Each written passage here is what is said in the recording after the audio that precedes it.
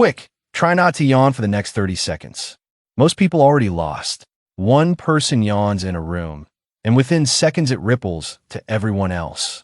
Just seeing or even reading about a yawn fires your brain's mirror system, and you copy it without deciding to.